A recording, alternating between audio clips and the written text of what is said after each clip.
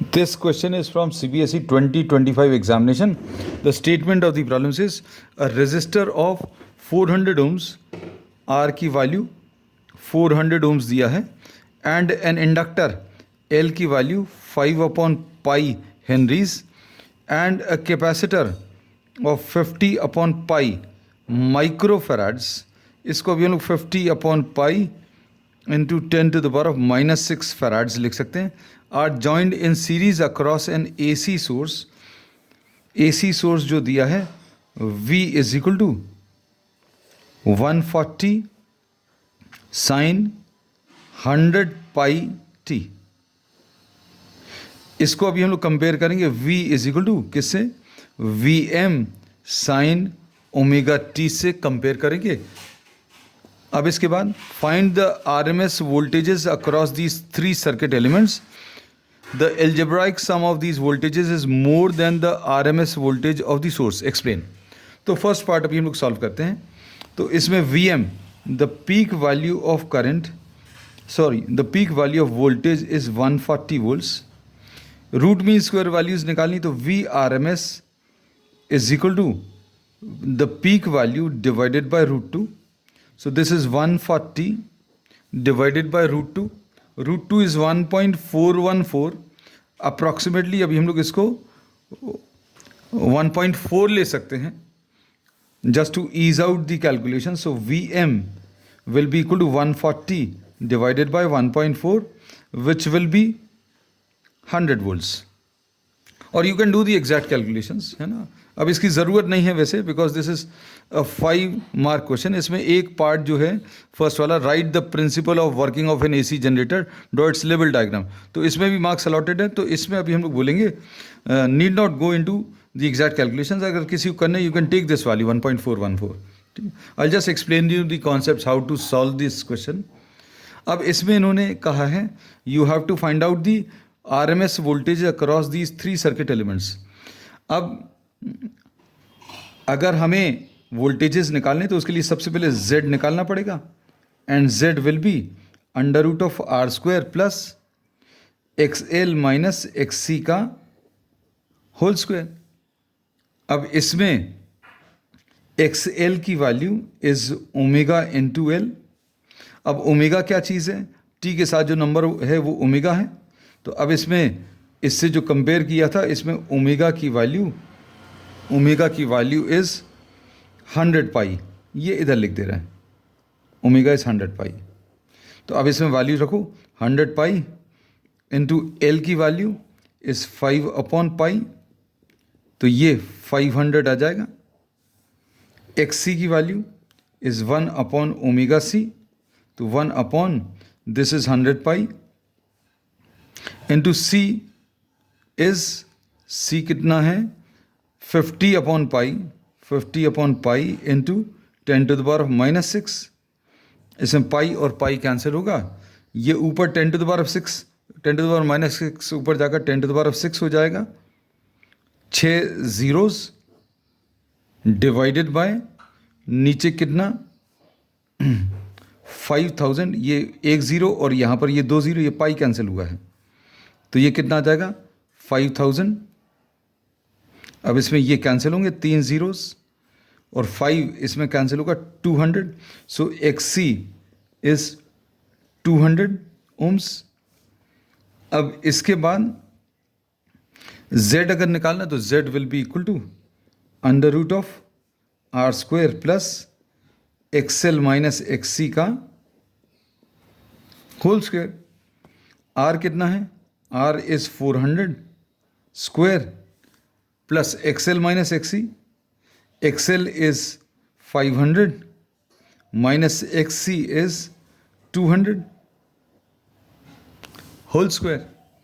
So this will be, Z will be equal to under root of 400 square plus 300 square, which will be 4 square plus 3 square 16 प्लस 9 25. 25 का square root 5 आ जाएगा. सो this will B 500. तो Z की value 500 ohms आ गई. अब इसमें current की value अभी हम लोग निकाल सकते हैं. तो I will be equal to Vrms divided by Z. we in fact have calculated V RMS. This is V RMS.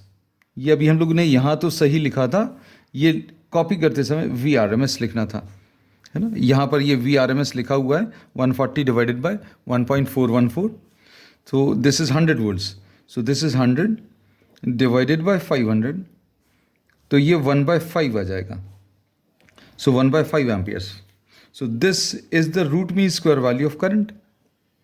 अब हम लोगों को वोल्टेजेस चाहिए हैं, तो VL will be equal to IRMS into XL. IRMS is 1/5 into XL is 500. तो ये 100 volts आ जाएगा. और VC की value is IRMS into XC. ये 1/5 इंटू XC की वैल्यू इज 200. तो ये 40 वोल्ट्स आ जाएगा.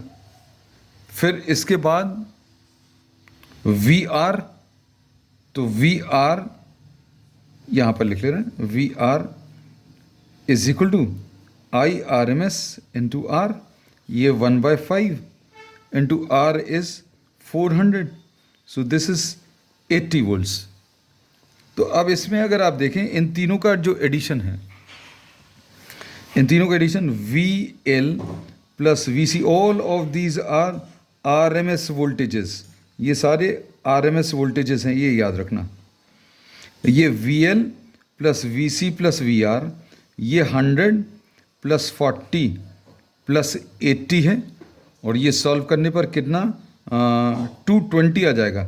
And this 220 is greater then the applied RMS value. ये अप्लाइड RMS वैल्यू से ज़्यादा है. तो इसका रीज़न ये है कि ये तीनों एक ही टाइम पर ये रूट मीन स्क्वायर वैल्यूज़ नहीं मिलती. ये जो वोल्टेज आया है 100 वोल्ट, जिस समय पर है उसी समय पर ये 80 वोल्ट्स रेजिस्टेंस में नहीं होगा. That means there is a phase difference and we say that VL is greater than VC. तो इसमें डायग्राम जो मिलता है हम लोगों को, यहाँ पर ये VL है, ये VC है, और यहाँ कहीं पर ये VR है. अब इसको अगर हम लोग सिंप्लीफाई करें तो VL minus VC, VL minus VC, VL minus VC is, VL minus VC कितना आ जाएगा, ये 100 minus 40, 100 minus 40 is 60 volts. And this VL minus VC Leeds